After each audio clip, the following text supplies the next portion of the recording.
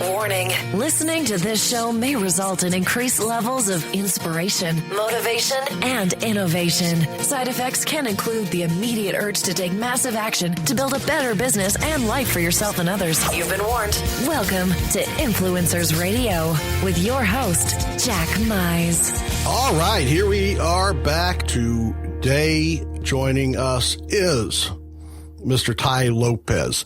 And you know what? I don't know if you'd almost have to have a resume of just what he does or what he gets accomplished. Investor, entrepreneur, author, podcaster. You may have seen him on TED Talks. He just spoke at the London Business School. We don't come up with a lot of people that we can give examples of wizards when you're looking at the faces of authority, but I think this is a guy that can come close because of the people that have really hit some success by being around him. Tai, welcome. Thank you. Thanks for having me. No, well, I've never been called a wizard. I like that. You like that? I get called lots of names, but wizard's good. Well, it is. I don't know if I've earned it, but at least it sounds good. Oh, only when someone else calls you that. There's a lot of people walking around calling themselves wizards. As long as someone else calls you that, it's good. Now I try to go by the philosophy of Sir Isaac Newton, where he said, if we're great, it's because we're standing on the shoulders of giants. You know, I just recorded one of the most controversial talks I've given before is on this concept of external versus internal knowledge. The world we live in now, the zeitgeist, the spirit of the times, is that all the answers are within. But I really think that's a crock of BS. Or the real answers are not within; they're external. I've actually done a challenge for anybody to find me a great person in the last 500 years who learned internally, who went into a cave and came out a guru or a wizard. It's not, for me, when I look at my success, success is comparative. Compared to many people, I'm not very successful at all. Compared to others, I've done a little bit in my day. But the big picture is that if you can stand on the shoulders of giants, you can be much more powerful than you might be in just terms of natural talent. The person who goes externally wins. The person who that's why I've got I read a book a day, and people think that's some great accomplishment. It's not. It's me saying I don't have the answers. I got to go out and find them from other people. Perhaps that's where Ted Kaczynski went wrong. Yes, it depends what you read. That is a good point. There's about 130 million published books, and most of them are garbage. So I tell people, look, find 100 of the best books and read them over and over for the rest of your life. One of my mentors had 5 mentors. Alan Nation is one of the first, and he's one of the smartest people on the planet, in my opinion. And he told me 2 pieces of advice. One, he said, Tai, never had an original idea in my life. And he reads a book a day, and he said, I just go from other people and steal. Like Pablo Picasso said, good artists copy, great artists steal. If you want to be a great artist, you got to steal, an idea or 2 or 3. And the other thing he told me is, he said, Tai, the secret of the life is, out of 100 people, ignore 99 of them. But when you find the one person who knows what the hell they're talking about, do everything they say. So that's why I say, like you said, Ted Kaczynski, all these, whether it's a wacky psycho like that or it's somebody, just an everyday person, most of us are egalitarian and democratic in how we learn. You don't want to be. You want to be snobby in how you elitist and who you learn from. I talk to people all the time. I'm like, what are you reading? And they're like, well, I just read this book. I don't know. Just pick a popular book, 4-Hour Work Week. I have a lot to say on that concept, but just some popular book. And I said, well, have you ever read Sam Walton, Made in America? No. Well, I said, the man made $160 million. I said $160 billion net worth for himself and his family. He's the greatest businessman of our time, but yet nobody's read his book. So I'm like, why are you reading some pop culture business book by a guy who figured out how to make $5 million before you read a book about a guy, and he lays out on his deathbed the secret to making Walmart may become one of the first $1 trillion companies, $1,000 billion. So it's like the book Seven Habits of Highly Effective People by Stephen Covey. First things first, prioritize the input of knowledge in your brain. Guys like crazy people or average people, they they suffer from what's called the misweighting bias. There's 25 cognitive biases in the brain that cause you to make mistakes. There's probably more, but there's at least Charlie Munger, the billionaire, says there's 25. And most of us are misweighting. We're doing things in the wrong order. Don't be reading some pop culture business book that's on the best-selling shelf at Barnes & Noble if you haven't read Grinding It Out by Ray Kroc on how he became the richest man in America building McDonald's. Don't read, any kind of little business book by some guy who made $1 million until you've read all the books by the guys who made $1 billion. Don't read a book about how to change the world by some pop culture psychologist until you've read the autobiography of Mahatma Gandhi or the story of Nelson Mandela or the books about Mother Teresa. It's all a priority, my friend. Time is short on life. We're all a little wisp in the frame of time. Well, that's my long answer to your joke. No. Well, I think, you've just depressed me on all the things that I've spent the last few months reading, but. Hey, that's my job. I like to bring everything down to reality. Well, I couldn't tell on the 7 Habits. I quit after I discovered, I was very disappointed that 2 things weren't on there. So I stopped reading that. But I want to say, so I'm looking at your website. I've been looking at your website. I've been watching what you're doing. And, I'm thinking, man, when are things going to go this guy's way? I agree. Hey, man, look, if you read some of the classic books, like, which one, Homer or Iliad, one of these old ones, I mean, success is a fleeting thing. It's fickle, man. So like John Wooden, the great UCLA coach, he says, the competition is with yourself. So when I look at my life, I try to, it's called one of those cognitive mistakes we make is the contrast bias. The key is for me is to just keep my eye focused on people way ahead of me. My best friend, or one of my best friends, he has a business he started. He's a young guy in his 30s. He's making $1 million a day. So when I look at him, I'm like a nothing. And, it's interesting to be around him because 7 years, he built a company that's from zero to $1 billion valuation. You're going to sell soon. And what's fascinating is he's the king of the contrast bias, but using it in his favor. See, most people contrast themselves against people worse than them, so they get cocky. Man, there's always somebody better. If you think you're good at basketball, when I meet someone who thinks they're good at basketball, I'm like, you know what that tells me? You play against people who suck. Because 100 million people play basketball, you can always find somebody better. And in the same way, if you're going down the path of success, it's just such an illusory thing. I mean, how successful am I compared to even my close friend making $1 million a day? I'm not. So I try to do what John Wooden says. I really like him. If none of your readers have ever read everything that man ever put out. He's the most winning basketball coach in college, college basketball. But he's more importantly, has a tremendous level of insight, and it's competition with ourselves. So for me, it's like, Tai, you've been given some level of natural capacity. If you're born healthy in a first world country, like Buffett says, you already won the genetic lottery. So I've been given all these things that we call fate, and fate is fickle, man. You can walk across the street and get hit by a car. One of the stories that I like, Brian Acton, he's the billionaire nobody really knows, but by the time he was 31, he was a billionaire. He started a company called Akamai. That company went on, and it's still one of the biggest companies in the world. He started in his 20s.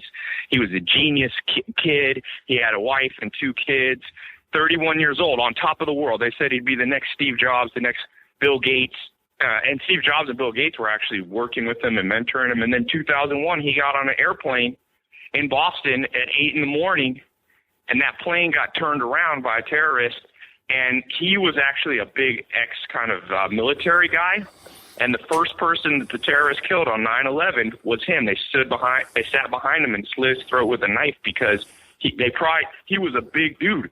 They figured he could beat them all up. So there you have a man on top of the world, and yet at any time fate can deal you a hand. So what you do is you take every day, and like Charlie Munger says, you go to bed a little wiser.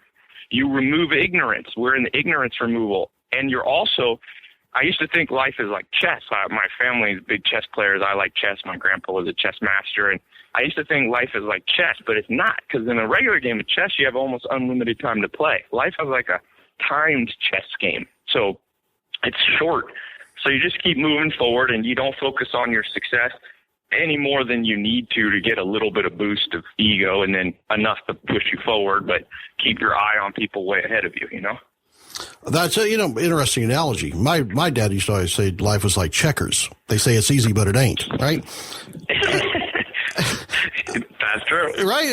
That's the truth. But you need to write a book of all your sayings, man. No, I don't. But you say that. I look at Tai Lopez. I guess what's the old saying? Brevity is the soul of wit, right? You got a way of extracting. Well, I don't have that. I'm not very witty because I'm long-winded, man. Yeah. Well, hey, I always love it when somebody can make a short story long. That's what makes it fun. But you do have a way when you go out to Tai Lopez, you have so many little things that you've extracted the important things out of that you can bring out. You talk about these books, and I can tell you right now, people are listening and they've written down, what is it, Brian? 15 titles so far? Oh, yeah. I'm taking notes of all these. I'm buying them as fast as you say them. You got to read this. You got to read this. And it's like, man, I'm writing it down, and I've been teaching my kids wrong. I always tell them that, if they want to learn something, they need to get their face out of those books and watch more TV. But I guess that's not the case. They need more video games. Yeah. Well, that's what they show. But you're able to bring out these books, and reading your book reviews and things like that. One, I think you could be a success. You probably make $1 billion being a book salesman. You probably sell a book better than any notes on a cover that I've ever seen, because you were able to extract and distill what you're going to get out of it, right? And so, well, most books only have. This is the thing that I tell people. I do some I do mentoring. This academy, but I also have a handful of people that I mentor in person here in Hollywood, and I got a guy that I'm mentoring, James. He's James Swanwick. He's a cool guy. He's actually got one of the top podcasts too. He's pretty interesting. And so I was talking to James when I first started mentoring him about this, reading a book a day, and he's like, "Oh, this is so hard. This will be impossible."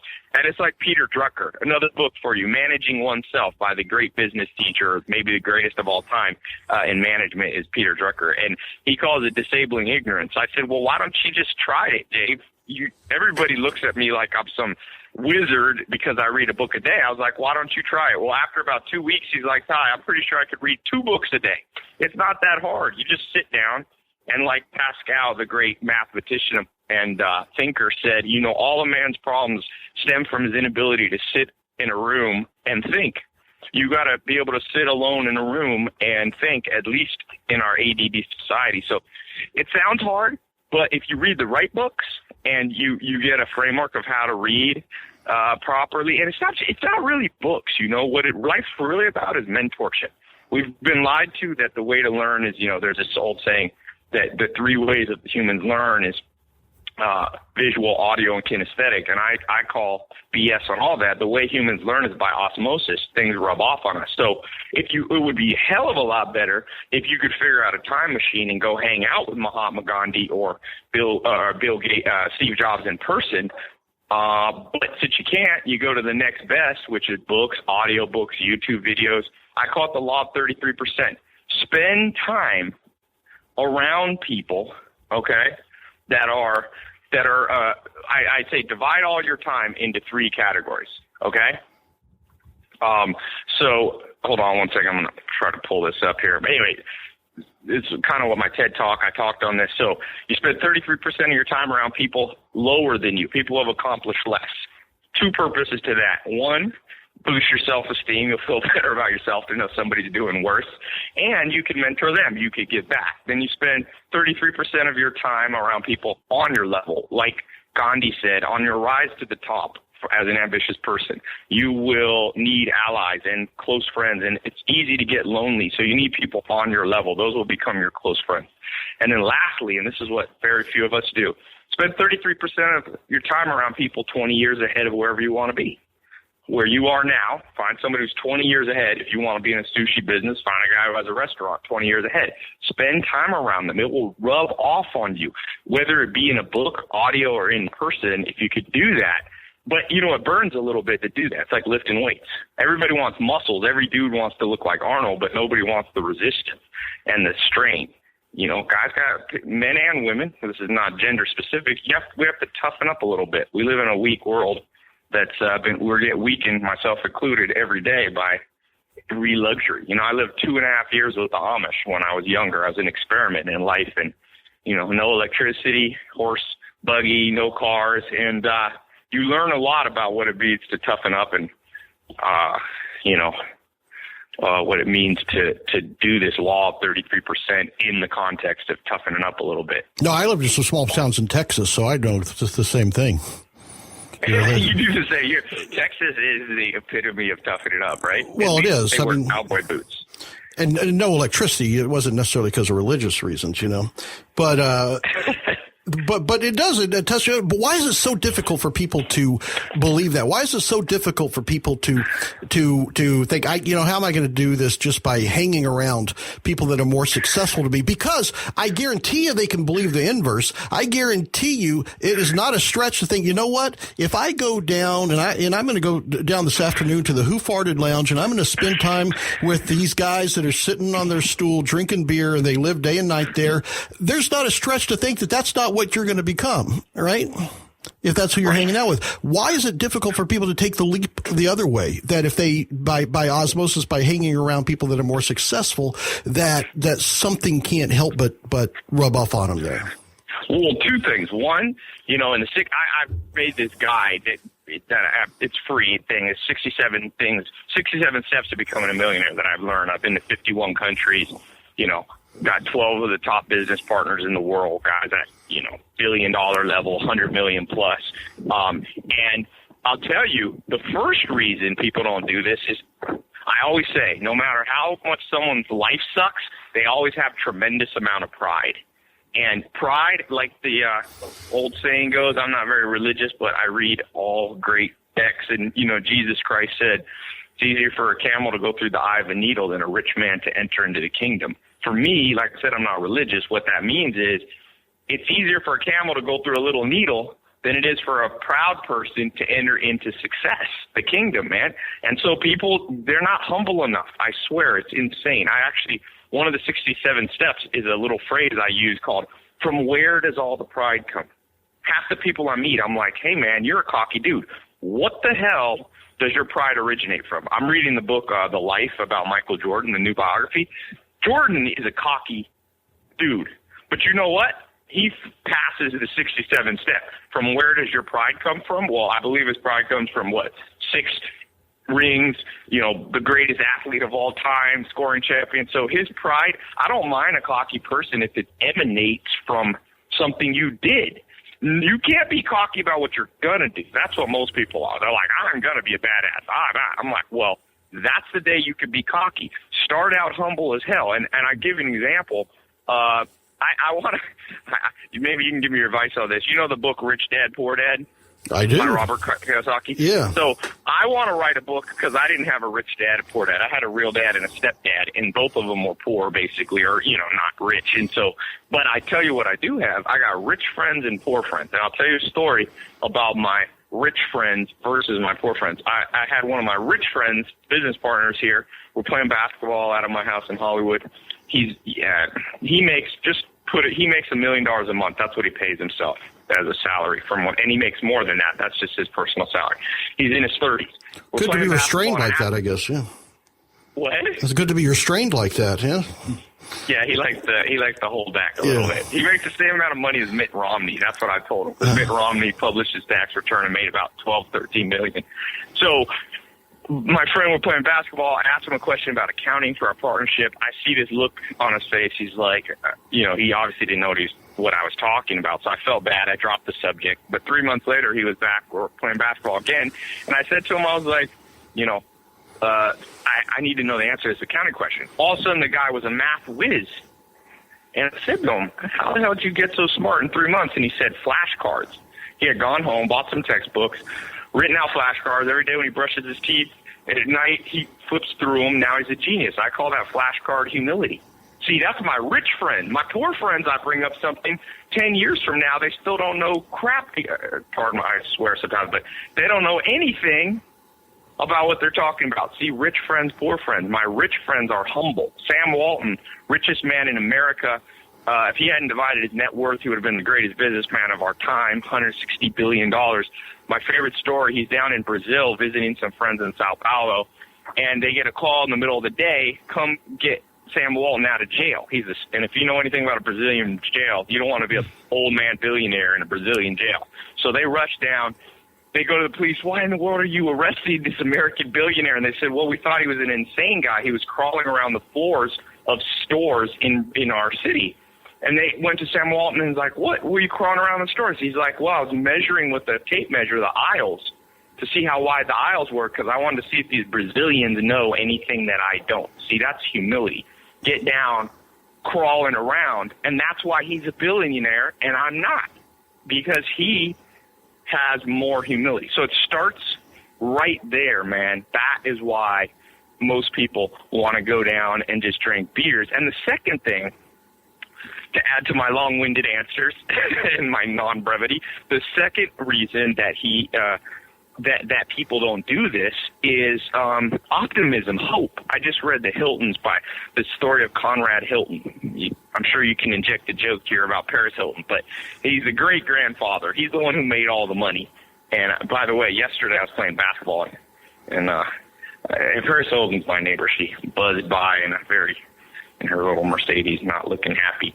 I always get where I live on my next door neighbor is Cameron Diaz, and Ben Stiller lives by me. He almost hit me the other day playing basketball because I live right around a curve where I play basketball. He gave me, I swear, the Zoolander face, dude. Just buzzed by, almost hit me, stopped it. He has a white Beamer and just stared at me but he wasn't like a mad yet not mad. It was Zoolander-ish. I wanted to take a picture, and I will send it to you next time because I feel like you need to be doing improv in Hollywood here, man. No, what I feel like is, again, I hear these stories, and I'm thinking, when are things going to go Ty's way? You know, he's pissing off his neighbors. Well, I'm not Ben Stiller. It's one thing to get hit by Ben Stiller. It's not as great a story as to be Ben Stiller. Well, I think if anybody that follows you, I mean, one, you have a massive following. Again, relative, but I think a lot of them are following you because they see, the lifestyle that you lead. And I can say,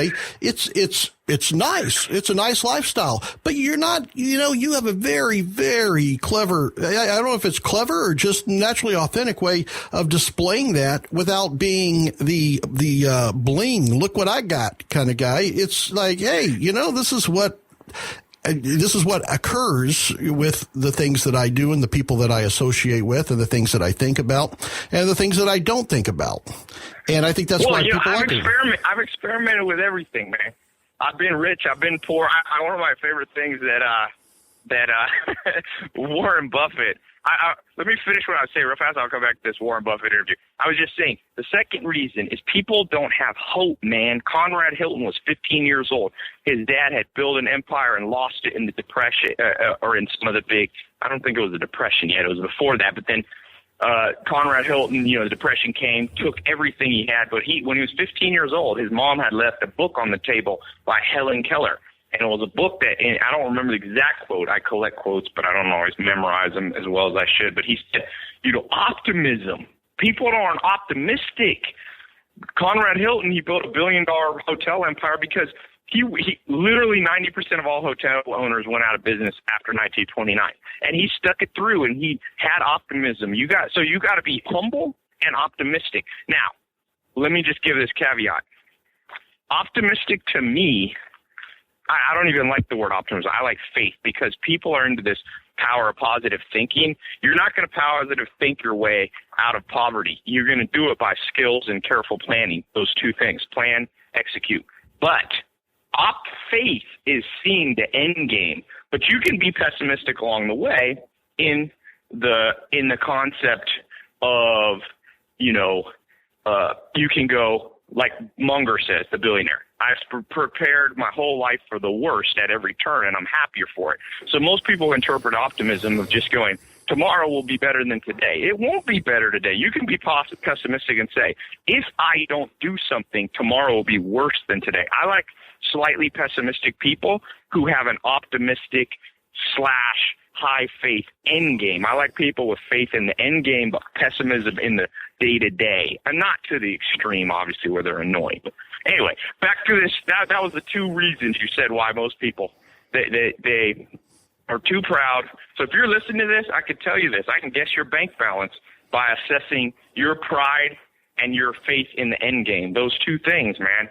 You don't have those two, you're done. You might as well just, like you said, go drink beer down at the, I don't know what you call them, in the tavern in Texas. What are they, saloon?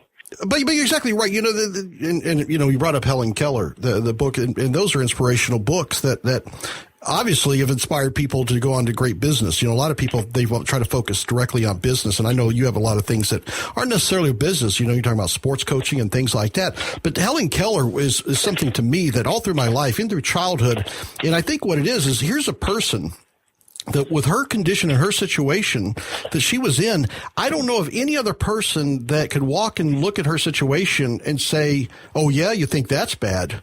It's like, that's where does it get worse than that, but yet she rose to the success. And even if you think about it, her name is just ubiquitous now. You don't think about it, but if you actually sit and stop and think about the situation conditions, you think that's a remarkable that's a remarkable success and remarkable complete fulfillment of a life that a lot of people would think is, not there. And just about everybody has a better situation or condition than that to turn it around. And so if you had to think about it, because, I like to ask this question to a lot of people because I meet a lot of people at events and anywhere, and I'll talk to one person who is, a 6-7 figure a month earner, and I'll talk to another person that just can't seem to get traction. And oftentimes I can't tell the difference between them just by talking to them. Just like you said, your friend who was the $12 million or one that didn't know a simple accounting question. And so many people think it's about that the people that are successful is because they're so smart, they're so clever, they're have some special knowledge or gift, but in reality, they oftentimes can't tell the difference between those that can't gain traction. What have you found to be that thing that that you recognize in people that say yes, they have it, and no, they don't have it, they might get it, this person ain't never going to get it? Well, you're asking me, questions of causation and correlation, which whether you're, a philosopher or a layman, those are hard questions. I've thought long and hard. That's what this whole 67-step kind of mind map that I made out is about that, because I'll give you an example. And for those of you who aren't familiar with causation and correlation, it says, what are the things that we know cause somebody, in this case, to be wealthy versus they just happen to be there but have no influence over their wealth. So you'll see when it comes to, there's four main things you need to live the good life. You need health physically. Without that, who cares about everything else? If you're sick in bed, you don't care if you have. I know a guy with a $2 billion net worth. He has 747 private jets. And he's so fat, well, he's not just fat, but he has so many health problems, he's bedridden continually. So who would want to trade places with him, right? Nobody. You wouldn't want $2 billion if you're just laying in bed and can't spend it. So for this guy, number one is keeping him from not having the good life, which is physical. Once you've mastered physical health at some level, or you're somewhat, healthy, then you move on to wealth, which is resource acquisition. Then third, you got to move into a place of understanding the game of social. Our minds are primarily, there's a good book called Social by this Harvard guy. I think his name's Daniel Levitin. I forget his name, Levitin or something, but he talks about the wiring of our brain is primarily around social. So you got to master the social. And then last, you get into happiness, which comes from the combination of the first three along with a certain set of intangibles. There's a book called Happiness Hypothesis by Jonathan Haidt that talks about this. But Freud's been talking, Freud wrote Civilization is Discontents about this.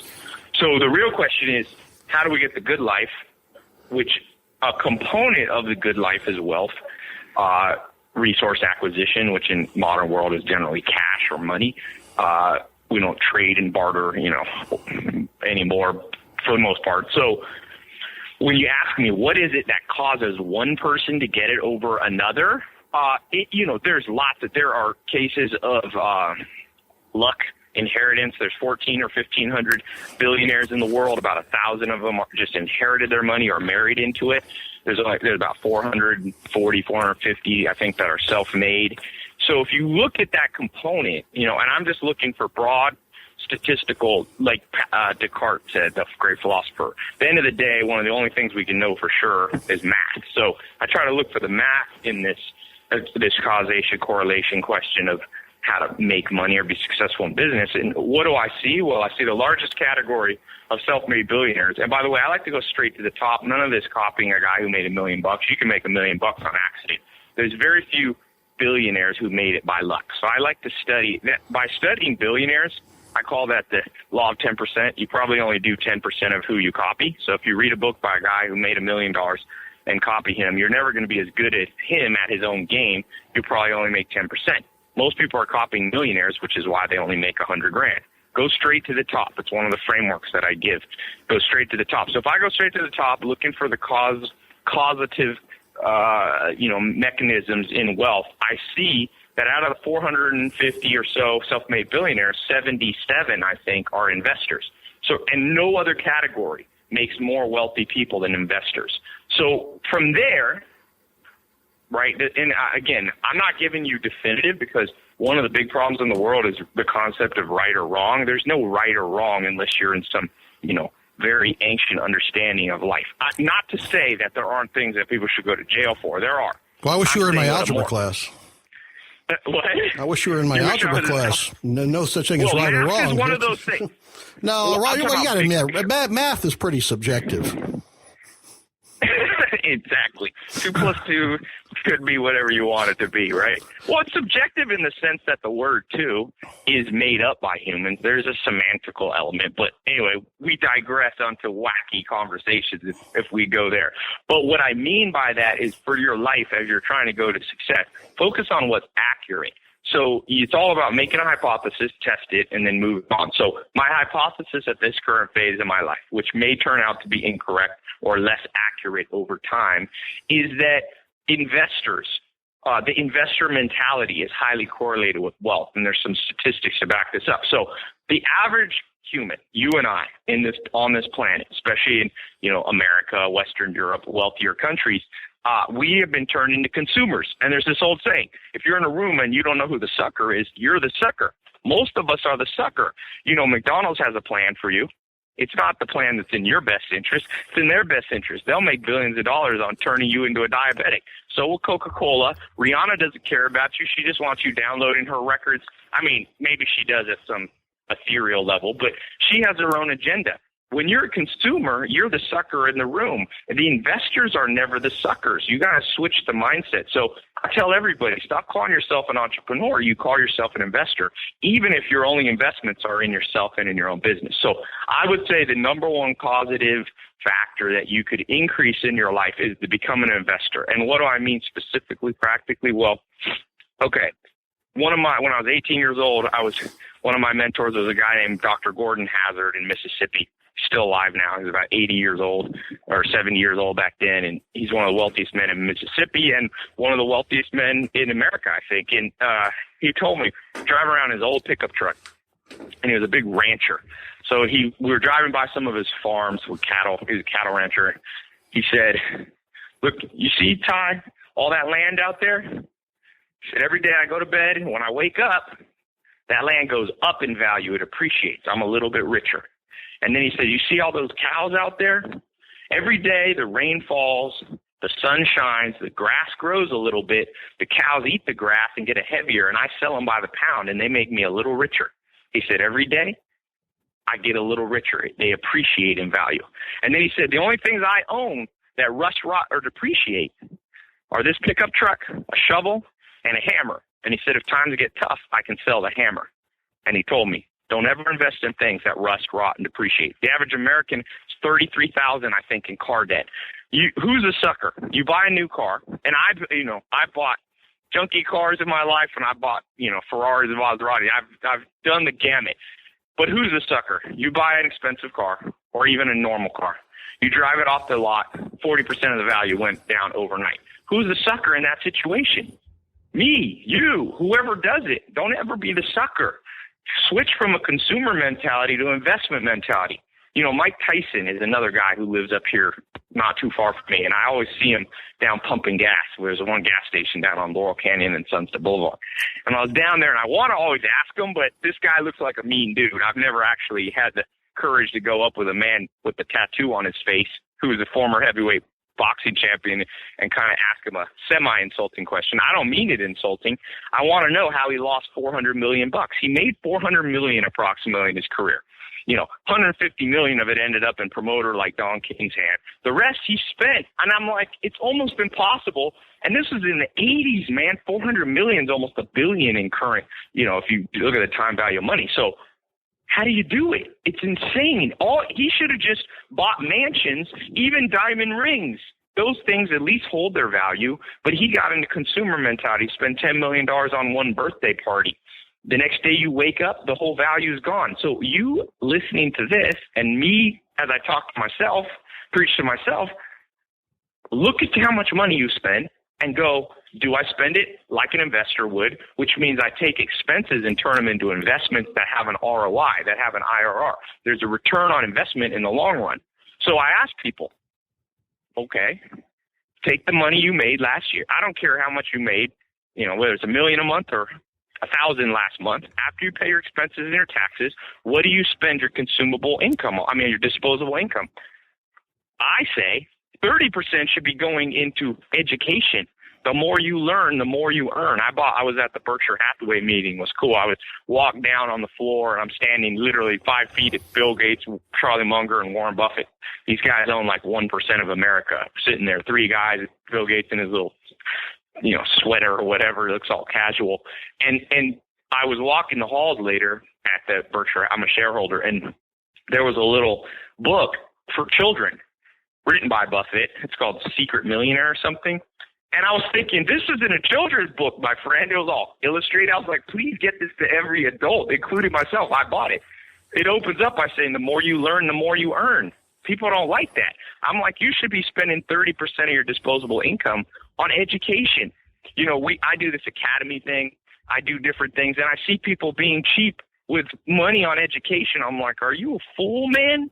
What else are you going to spend your money? Sushi dinner that's gone the next day? You're the sucker. You build your brain, and that can't be taken away in any recession. And one thing you asked me, causative in terms of highly wealthy people, I can tell you every wealthy person I know, the real ones, not the inherited ones, not the fluke luck ones, they are sharp as hell, man. I've never met a sharp guy a dumb person with considerable access to resources unless their parents died and left it, or their spouse died. So, man, invest in the brain. Quit being a consumer.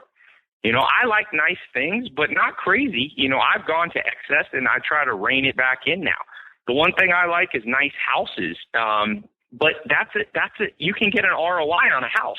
So if somebody inherited or earned like Tyson $400 million, if I was his advisor, the same thing I'd tell you if you have $1,000. Spend your money on things with ROI. That's simple. If you want to be a rich friend of mine or a poor friend, it'll hinge on your ability to just do that simple thing.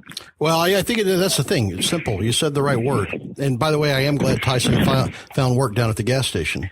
Full service, man. It is. I know. That's Hollywood. So listen, 67 steps to becoming a millionaire. I love the title. 67, you're going to weed out because there's people out there. 67, I ain't got time to 67 steps to become a. Let's go see what's at the bottom of the cereal box. You know, there's now those guys that you weed out, but 67 steps, and you're not saying, hey, here's a simple 1, 2, 3 easy answer thing. You know, it takes work. You got to go through the steps. How do people get 67 steps to becoming a millionaire? Well, go on my website. The first thing, if somebody wants something from me, I got lots of free stuff. We have some stuff that we sell, but it's a very small part of my income.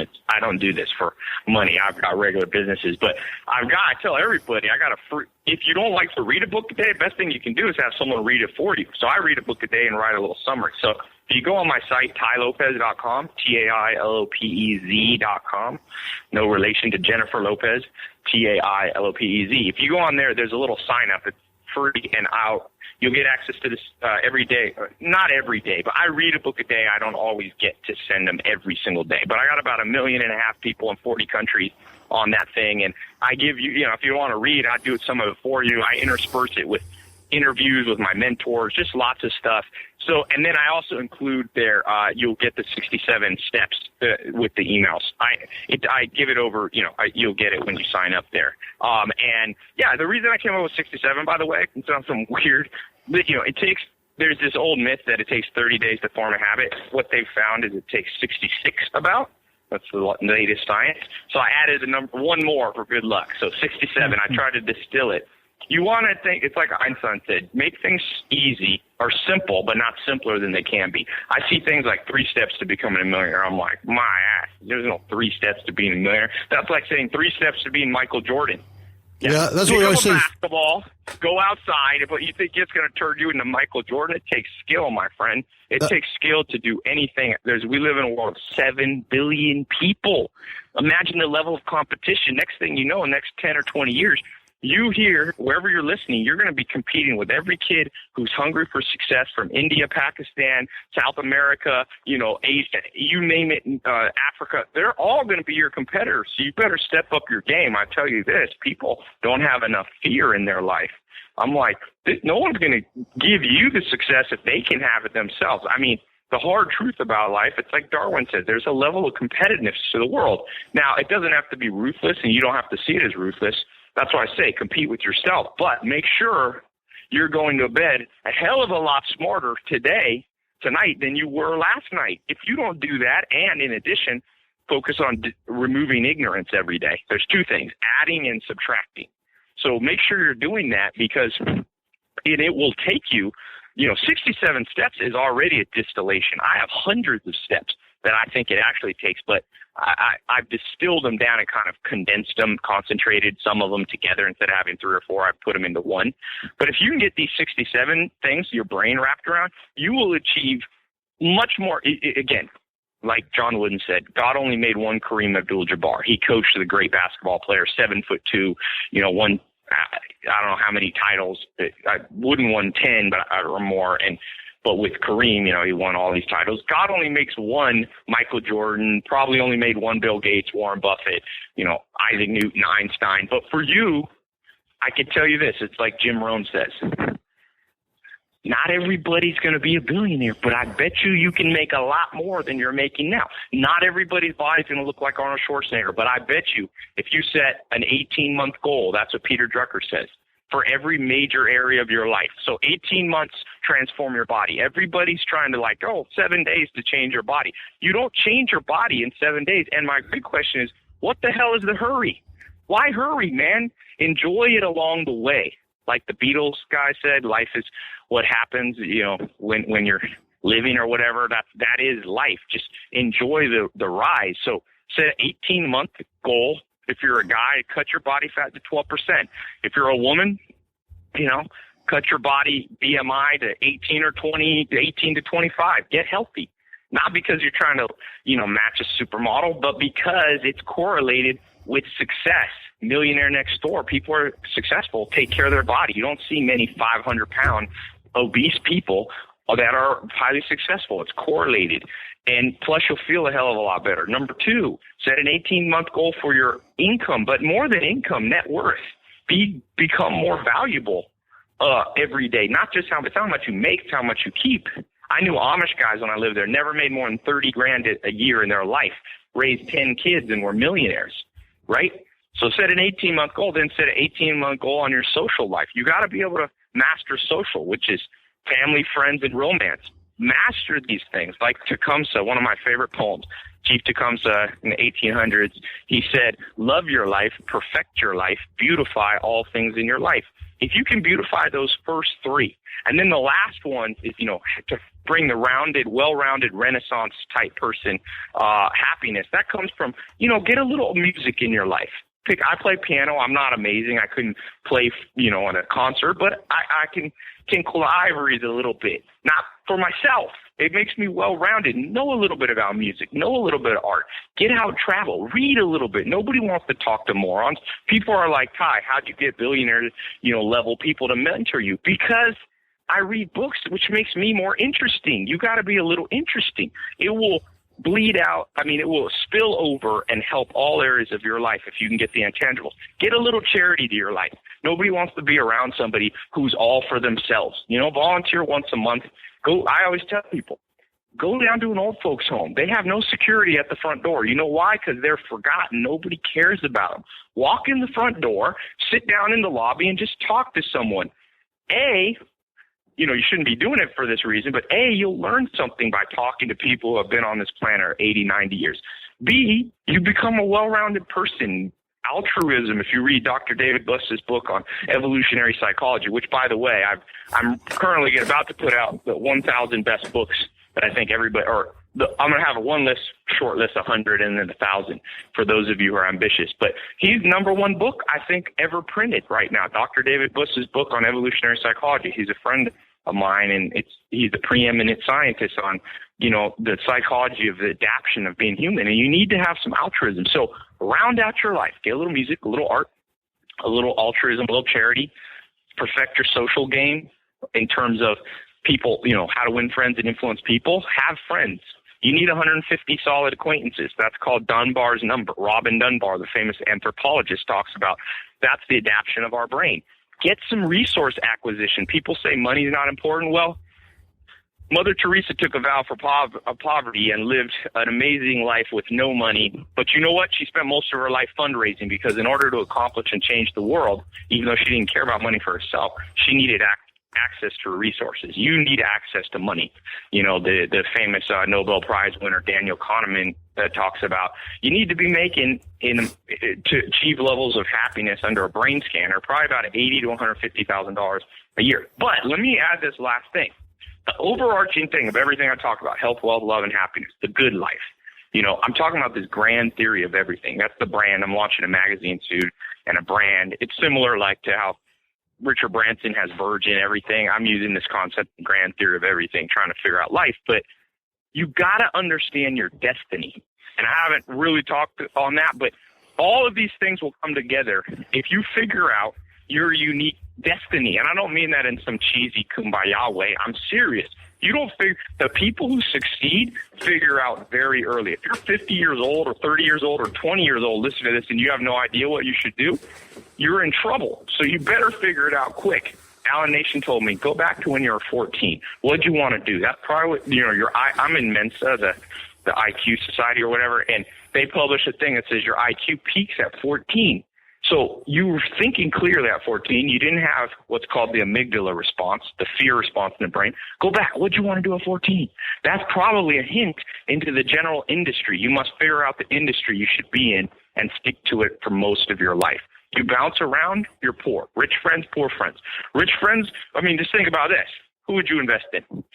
Some kid who goes, since 8 years old, I've been known I want to be in the restaurant business. My dad was in the restaurant business.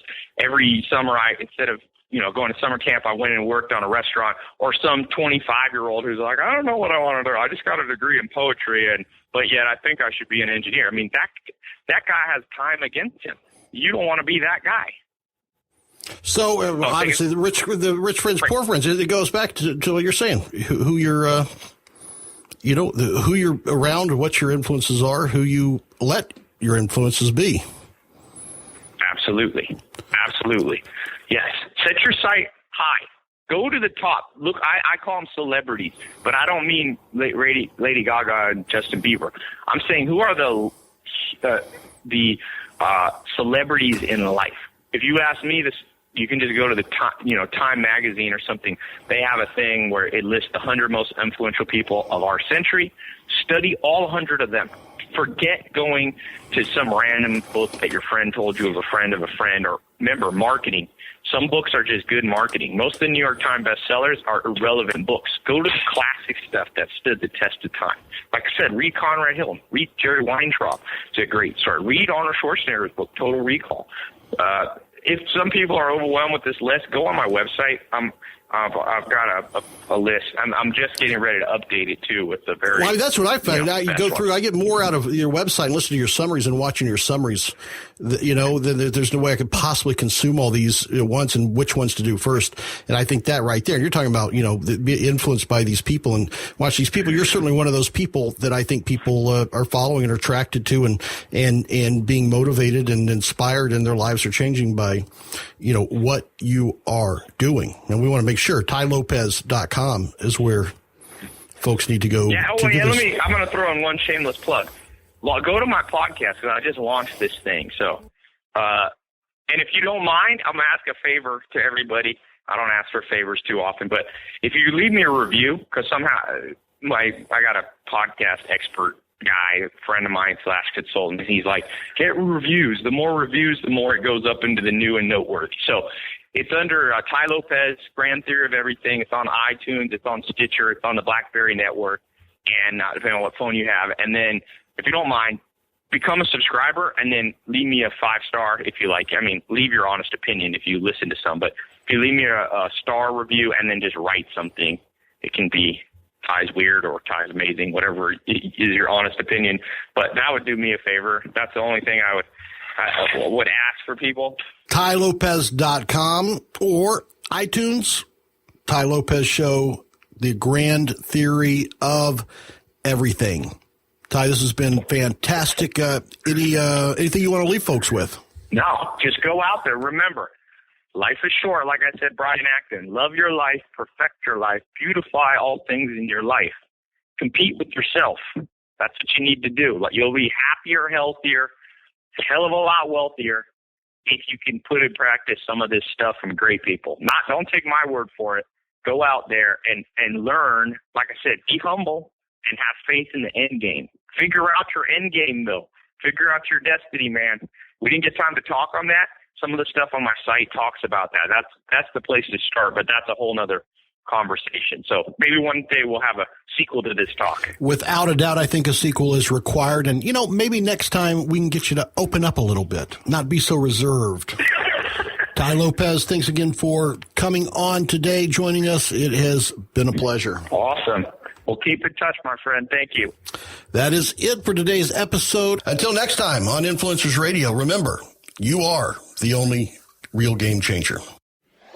You've been listening to Influencers Radio. To get all past shows and updates on future shows, visit influencersradio.com today or follow us on Facebook at facebook.com/influencersradio.